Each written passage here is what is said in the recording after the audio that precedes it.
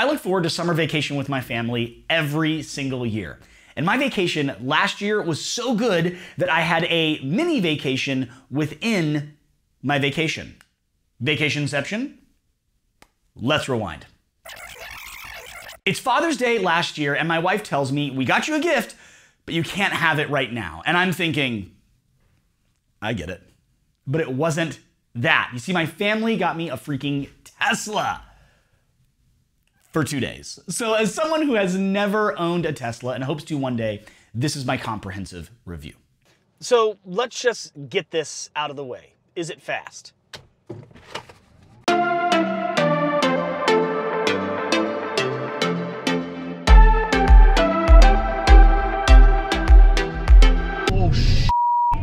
Oh, yes, it's very fast.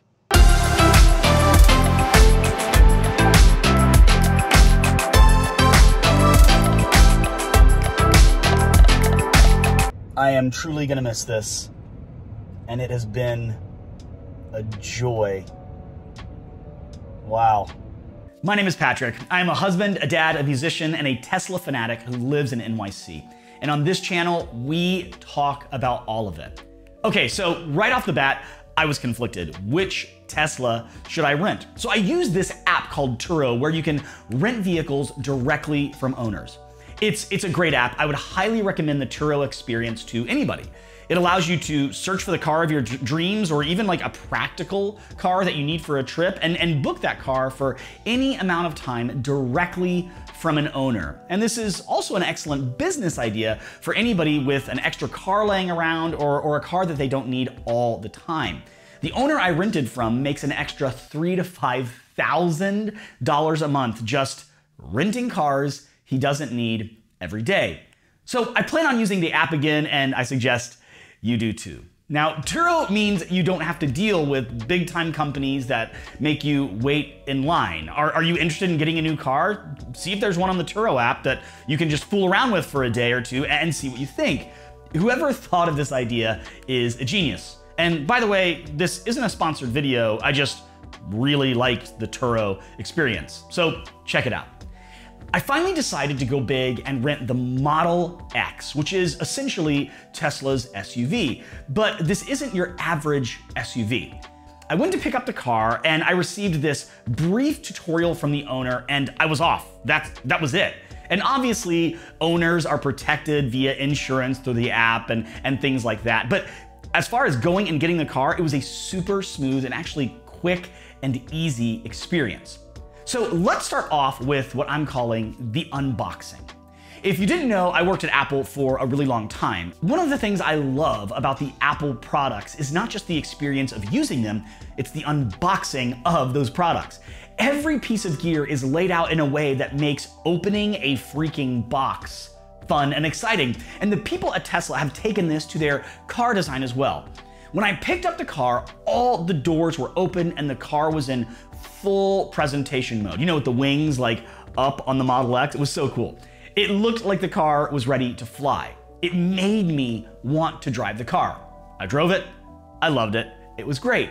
But then I parked it. I went into a store and I came back out to the parking lot. And when I came to the car after parking it, I had the key in my pocket, obviously, and I was already excited to drive the car. I just got it. But I was in for even more of a surprise. The Tesla knew its key was getting closer, and as I approached the car, the AC turned on, we were in Florida, and the music I was listening to started playing, and the door just opened for me as I approached the car. Come on, open up for me. Thank you, I'll just step right in there. Then I sat in the car and I was about to reach for my door to close, but when I put my foot on the brake, the door closed for me. Just hit that brake. Where you at, brake? Boop. I love it. It was the best unboxing ever. It was the best entrance. It was making me excited to drive the car. It doesn't end there. The Tesla app also allows you to interact with your car from anywhere. And I know what you're thinking. Apps that interact with your car, that's not a new thing. But the Tesla takes this to a new level. So summoning your car, making the car come to you, can be done with the app. Literally moving your Tesla like a remote control can be done with the app. I'm gonna need some help shooting this video, and I think I know what I'm gonna need to help me. I think it's here. Setting the internal temperature of your Tesla can be done through the app before you even get to the car. And I'm sure this gets old after a while, but for me, this made me excited to drive my Tesla. My Tesla. I went to bed checking my Tesla's stats and making sure it was charging correctly. It was amazing. So we are going to get into the drive, obviously. We're gonna talk about Autopilot. We're gonna talk about how fast this car can drive, which is really fast, by the way. But before we get there, I was just blown away with how Tesla makes even the experience of approaching, entering, exiting your car something you look forward to. And speaking of the unboxing, let's get into how this looks by discussing the exterior. Now, this is where our perfect ride hits a bit of a speed bump. Get it? Not to start off with too much of a bummer, but many would say that there's a lack of quality control at Tesla. Creed, quality assurance. Your job. I really think you screwed the pooch on this one, Creed. I mean, they have these amazing features on the cars that you've never even heard of before, but you'll often find that sometimes the trim doesn't line up, or some things just seem to be a little bit off with the exterior. Now, admittedly, I was blinded by my love for the Tesla as I approached my new best friend, the Tesla Model X. But after I calmed down, I gave the car a thorough inspection, and I did notice some of those inconsistencies. Some of the trim was more separated than it needed to be, and I could see how this would be a huge issue for me if I had just spent so much money on my dream car. I would want everything to be perfect, but as a renter, this wasn't a huge deal because I could just give the car back when I was done. And to be clear, it's not a big deal. It just isn't. We're talking about trim. But imagine you just dropped that much cash on a new car. Not just any new car, a Tesla. You dropped Tesla cash. Tesla cash. That's probably gonna be a thing in the future. Just start preparing yourself now. To the moon! Listen, if I dropped that much cash on a car, I would hate to spend so much and see a product that isn't perfect, especially after so many companies have been able to produce beautiful cars for so many years. You see, Tesla does everything so well. Is this really where they fall short? This makes me wonder, are any of you Tesla owners, what was your experience with some of these aesthetic issues? What did you think? Is it a big deal or something we should just ignore? Let me know down in the comments. All right, we've talked about the outside. Let's talk about the interior. You would imagine that the interior of a Tesla would look like a spaceship, right? However, and I have to imagine this is intentional, the interior of the Tesla is shockingly minimal. The dashboard is empty. It's like empty. Cars that are lower tech have every knob and every button that you could ever imagine or ask for, but not the Tesla. And this was really shocking to me. The Tesla has this one large screen, not in front of you, but on a center console, and everything is controlled there.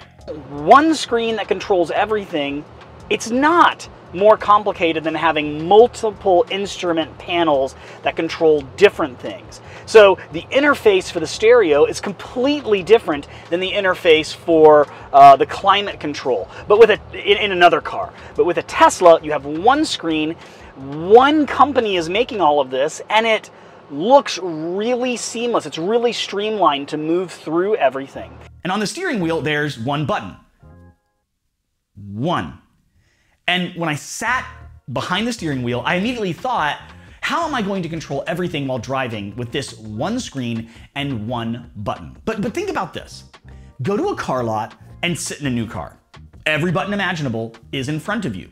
What do you first try to figure out? You try to figure out how to do the things you normally did in the previous model of whatever car you own, and you start to get frustrated and ask questions.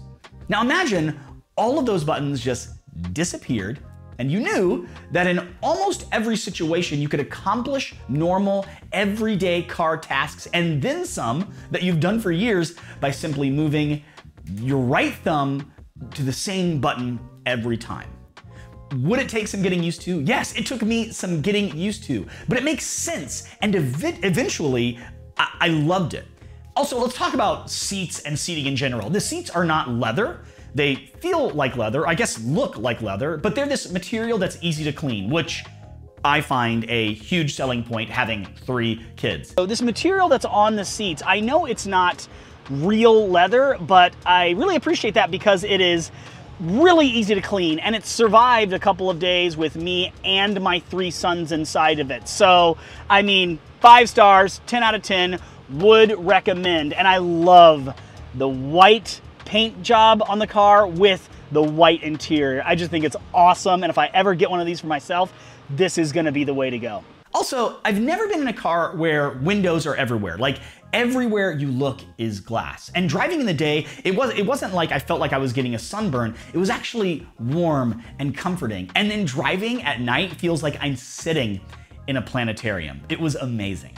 Okay, let's get into the driving experience. I'm going to sum this up with one statement. There are 2 types of driving experiences. There's driving in any car, like any car ever, and then there's driving a Tesla. I'm gonna go to Ludicrous Plus, max battery power, how to use launch mode, firmly press the brake pedal with your left foot. Step 2, fully press and hold the accelerator while holding the brake pedal. Wait for launch mode enabled message to appear. It has appeared. Suspension is entering cheetah stance, it says. Launch mode enabled. Whoa. Oh.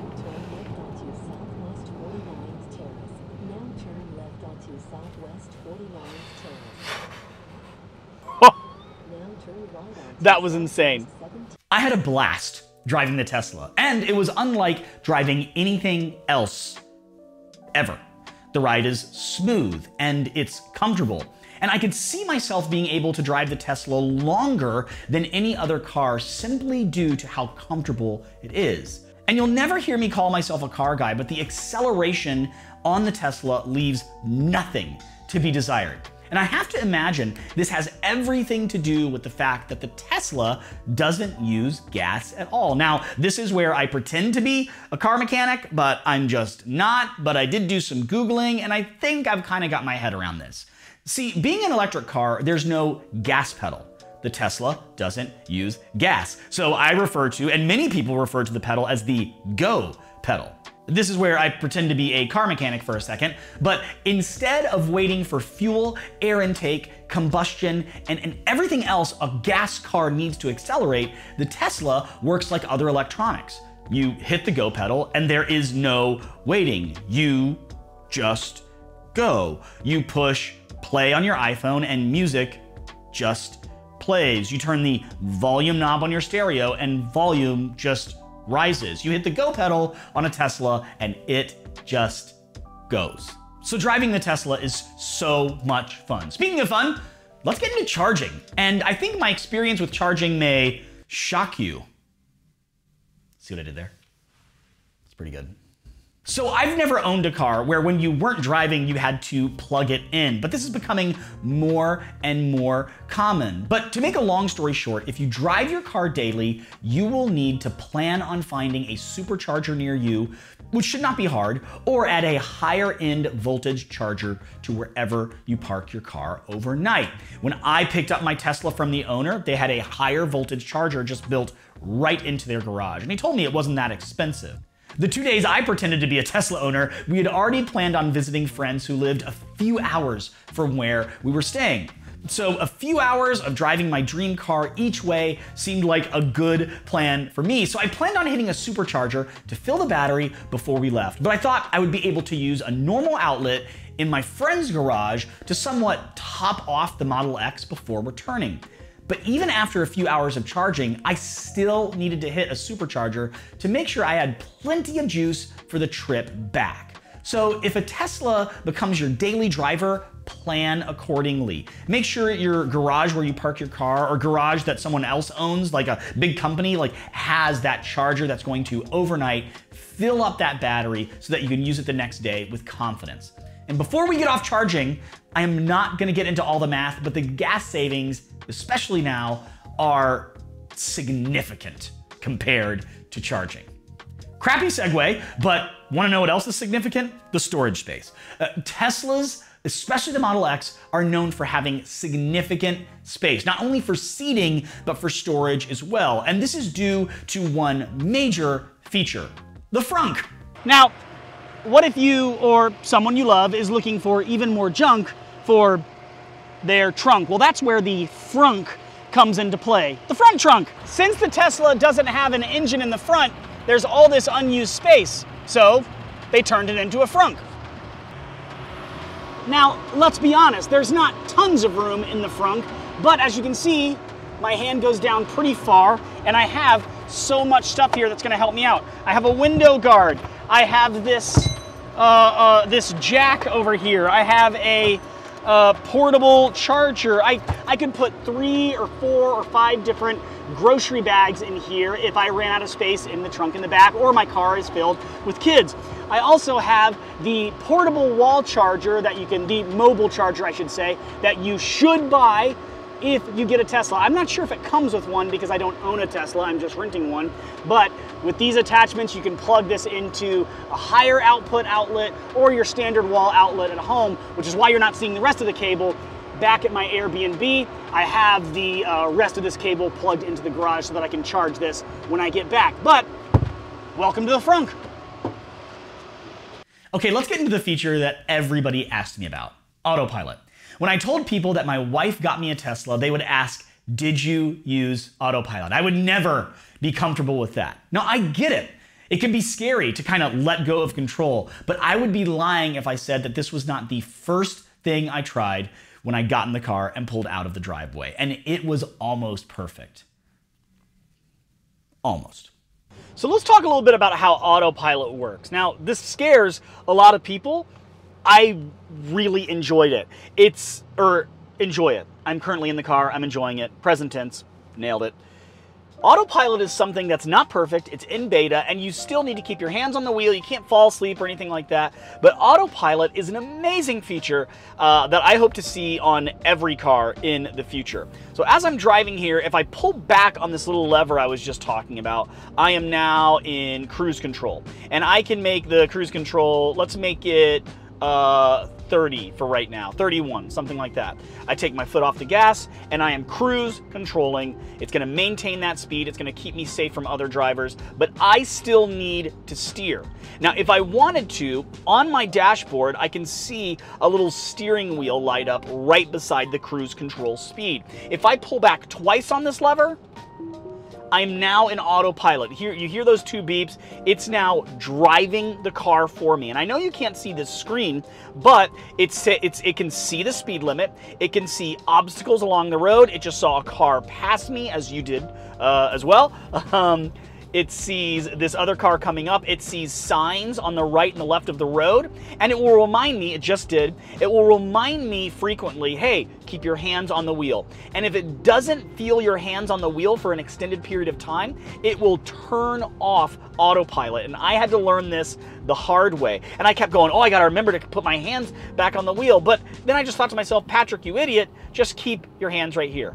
Many of you already know this, but the Tesla stops at stop signs. It knows the speed limit. It sees everything, but it's not perfect. There was 1 or 2 times, especially this one time on the highway, where it just kind of freaked out and didn't know what to do. But that's why you pay attention and you're there to grab the wheel. I won't lie, it was a touch scary, but I would never shy away from using Autopilot as much as possible if I were an owner. Think about it. I was on the highway with all my kids and my family in the car. I turned on Autopilot. I kept my hands near the wheel, but I was able to turn and just say hey to one of my kids or ask them a question about a game they were playing. It was so comforting to know that this technology existed to not just assist me, but kind of run things on the road for me. And if at any time I needed to take over, I grab the wheel, I just move it a little bit, and I am back in control. It's literally everything I want in a car. Last but not least, there will be some extras that you will find in your Tesla from time to time. Now, some of these extras you already know about when you buy your car. For instance, did you know that you can play games on the large touchscreen in your Tesla? This makes bumper-to-bumper traffic or long, unplanned pit stops much less of a nightmare. Also, there are some silly features like adding a digital whoopee cushion to anyone's seat or changing the car horn noise.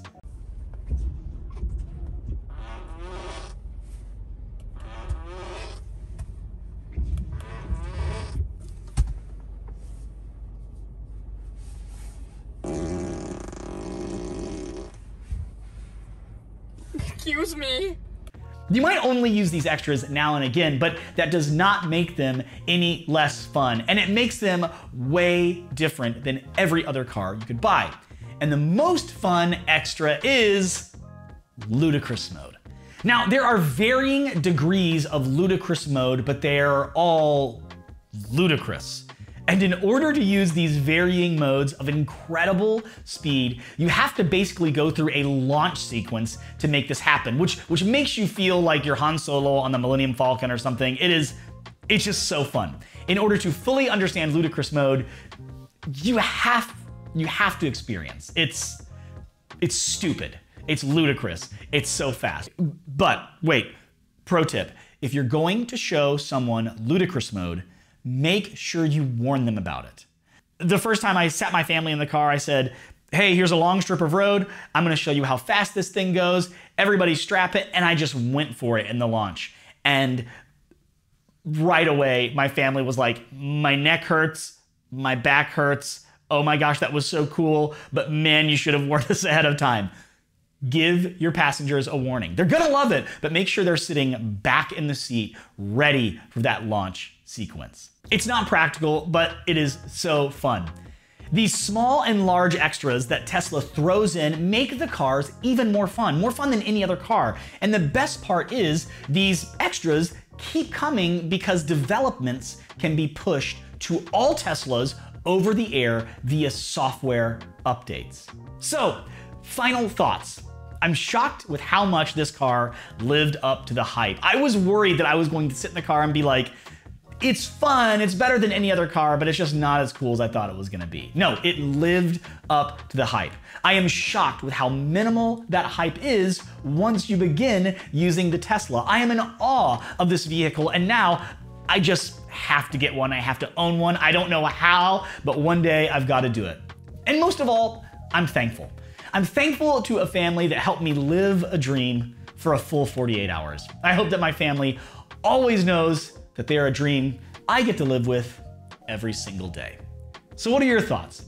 Are you interested in getting a Tesla? Do you own a Tesla? Let me know down in the comments what you love about the Tesla, what questions you have about the Tesla, or even what issues you've experienced with the Tesla. And then do all the other YouTube things. Like this video, share it, subscribe to my channel, and I'll see you in the next video. This is my last few moments with the best car I've ever driven. Shout out to Teresa Murphy for making this happen.